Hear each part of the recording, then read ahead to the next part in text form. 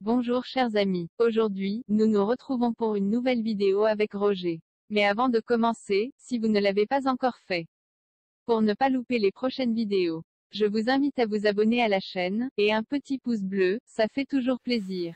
Bonjour chers amis, aujourd'hui je vous retrouve pour bien commencer l'année. Je vais vous montrer comment faire un pitivier d'une façon très simple et très bon. Je vous montre ça. Pour ça, je vais avoir besoin d'une pâte feuilletée que j'ai fait maison. Pour voir comment je la fais, suivez la flèche là-haut.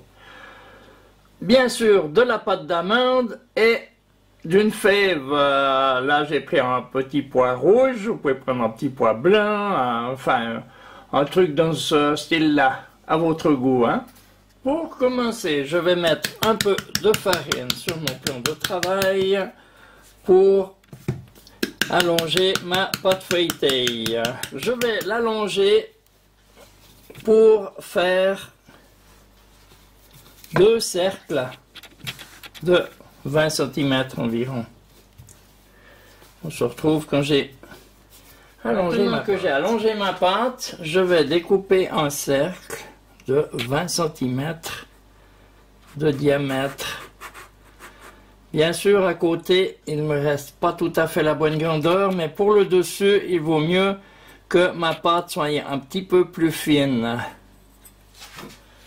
Ce cercle, ensuite, je vais le mettre sur une plaque de cuisson. Ensuite, avec le reste, je vais bien sûr le rallonger un petit peu pour qu'il soit plus mince, car c'est important que le dessus soit un peu plus mince.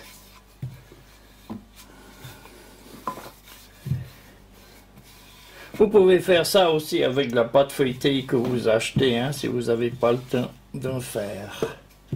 Ça va aussi. Maintenant, je remets un peu de farine suffisamment sur mon plan de travail et je vais allonger ma pâte d'amande au rouleau, bien sûr. Je l'ai mise un peu au frigo pour qu'elle soit un petit peu plus ferme. Hein. Je mets de la farine, je ne mets pas du sucre, parce que la farine, de toute façon, elle va être incorporée à la pâte.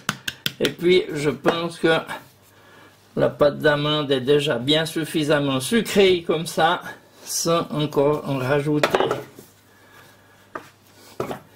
Et je l'allonge comme ça jusqu'à ce que j'arrive à avoir mon cercle de 20 cm. Voilà qui est fait. Maintenant, je prends mon cercle et je coupe. J'enlève bien sûr tout ce qu'il y a autour. Et je vais récupérer ma pâte d'amande que je vais déposer sur ma première pâte. Voilà ma première pâte que j'ai déposée sur un papier cuisson. Bien sûr, je vais mouiller un peu pour rendre la pâte d'amande un petit peu collante à ma pâte, étant donné que j'ai mis pas mal de farine, autant sur la pâte que sur la pâte d'amande. Voilà qui est fait. Et maintenant, j'arrive avec ma pâte d'amande et je la pose dessus comme ça. J'ai un tout petit peu élargi ma pâte de base là, avec les doigts là, pour être sûr que ça déborde un tout petit peu. Hein. Là-dedans, il ne faut pas oublier de mettre à quelque part la fève. Je reprends mon deuxième morceau de pâte, où je le coupe aussi avec mon cercle de 20 cm que je vais aller déposer sur ma pâte d'amande. Voilà ma pâte d'amande, encore une fois, je vais mouiller avec de l'eau, bien sûr. Ça, c'est inutile de mettre de l'œuf, hein, ça sert à rien. Je vais bien mouiller ça, bien que ça colle. Je vais maintenant prendre ma pâte, ma deuxième couche, et je vais la mettre dessus comme il faut. qu'elle déborde un tout petit peu, qu'elle a bien collé la face inférieure.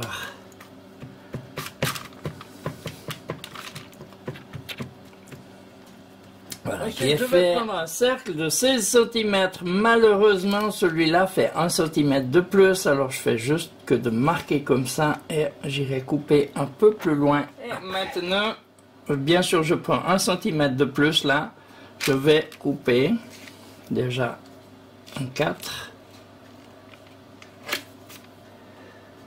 Comme ça.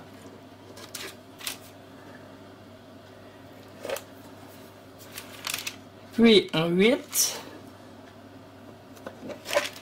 Bien sûr, comme je vous ai dit, je prends 1 cm de plus loin que le cercle que j'ai juste imprégné. Parce que je n'ai pas de cercle de 18. Et ensuite, chaque partie, je les coupe en 2. Comme ça. Faut bien les couper, hein. Maintenant que j'ai tout coupé, je vais vous montrer de plus près ce qu'il faut faire. Vous prenez chaque élément comme ça, un après l'autre, et vous le faites tourner d'un demi-tour. Comme ça.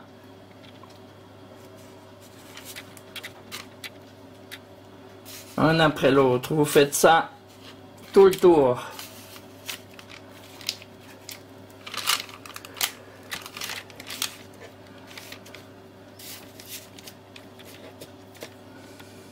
C'est pas difficile, hein? Maintenant que ma couronne est faite, on l'aplatit un petit peu.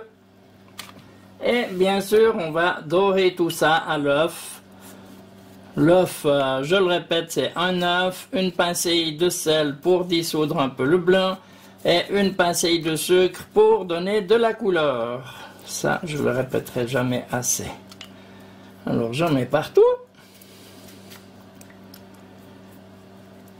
Maintenant que j'ai bien doré tout ça, avec un petit couteau, mais sans traverser, je vais juste marquer, je fais des demi-cercles comme ça.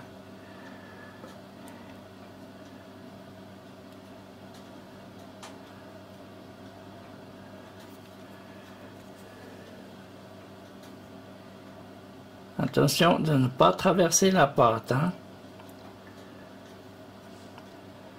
Juste pour faire un peu comme un soleil.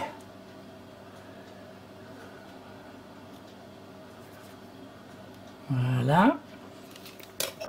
Avec une fourchette, je vais juste piquer 2 fois au milieu pour être sûr que ça ne fasse pas une grosse bulle. Et maintenant, mon gâteau est prêt à cuire. Je vais le mettre dans un four à 180 degrés. Et on se retrouve tout à l'heure. Avec de la vapeur, bien sûr. Et voilà le résultat final après 25 minutes au four. Je vous laisse admirer.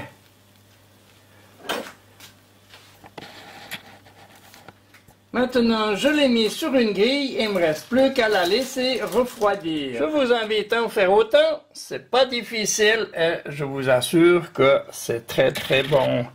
Une couronne des rois comme ça, facile à faire et qui ne vous coûtera pas cher. Là-dessus, je vous souhaite un bon appétit et je vous dis à bientôt pour une prochaine vidéo. Au revoir!